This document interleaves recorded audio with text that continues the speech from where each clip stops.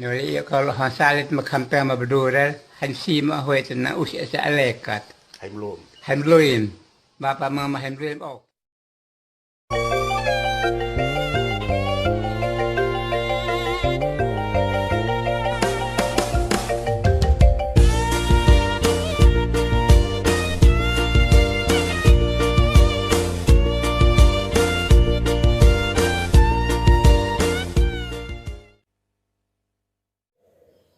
Pemimpin pembawa damai sejahtera, bukan perusak kesejahteraan. Bapak Ibu, saudara-saudari, umat beriman yang terkasih dalam Yesus Kristus. Damai sejahtera bagi kamu.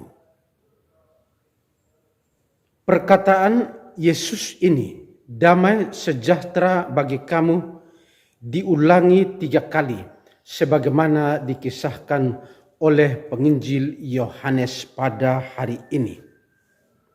Damai sejahtera bagi kamu semua adalah hadiah Paskah pertama Yesus bagi para murid-muridnya. Damai yang dibawa oleh Yesus setelah kebangkitannya ini mau menghapus segala ketakutan dan kecemasan para muridnya. Para murid masih takut akan orang-orang Yahudi yang telah membunuh dan menyalibkan guru mereka Yesus Kristus.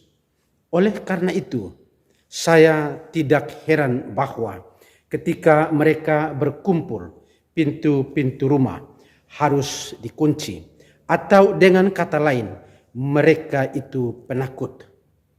Damai sejahtera bagi kamu, sama seperti Bapa telah mengutus aku, demikian pula sekarang aku mengutus kamu.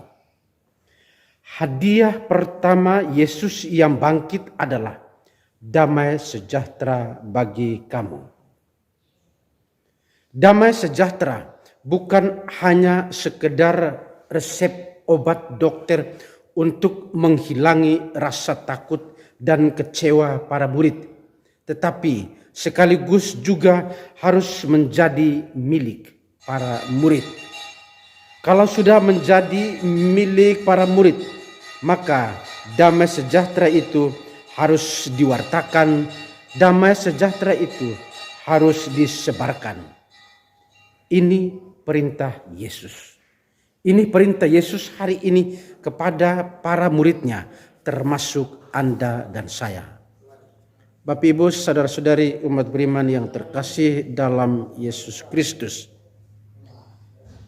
Pasti kita bertanya, bagaimana bisa mewartakan hadiah kebangkitan Yesus hari ini, damai sejahtera bagi kamu?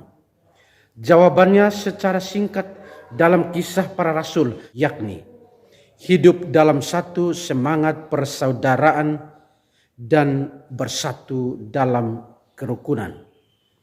Inilah obat mujarab sebagai bukti bahwa kita pun bukan hanya menerima hadiah kebangkitan itu, tetapi kita juga mewartakannya kepada sesama.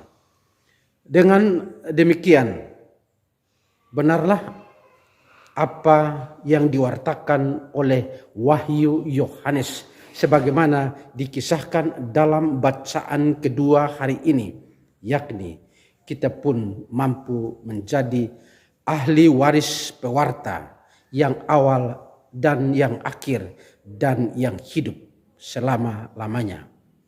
Bapak Ibu, saudara-saudari umat beriman yang terkasih dalam Yesus Kristus, berkaca dan bercermin pada bacaan-bacaan suci pada hari ini, satu pertanyaan reflektif untuk kita renungkan hari ini.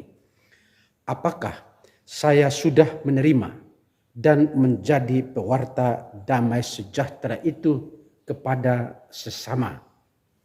Hemat saya, kalau ada orang yang masih belum berdamai dengan sesamanya, yang masih menyebarkan fitnah dan gosip-gosip murahan dia belum bangkit bersama Kristus. Orang-orang semacam ini lebih cocok menjadi saudara-saudarinya Thomas yang lebih membutuhkan pembuktian. Hari ini Anda dan saya, kita semua diutus secara resmi untuk membawa damai sejahtera itu kepada sesama. Apakah saya siap? Kalau mau jujur, saya masih merasa takut. Saya masih merasa ragu-ragu. Mengapa saya merasa takut dan ragu-ragu? Karena besok atau lusa kita lebih mudah menjatuhkan orang lain dengan sikap-sikap kita, dengan kata-kata kita yang lebih tajam dari pedang bermata dua.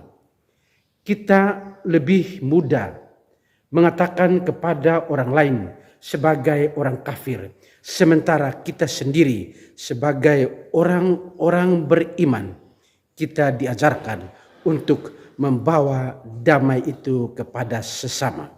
Hemat saya, kalau masih ada pemimpin agama, masih ada pemimpin negara, masih ada pemimpin budaya tradisional yang senantiasa tidak membawa damai sejahtera kepada yang lain, hemat saya, dia bukanlah orang-orang yang bangkit bersama Kristus.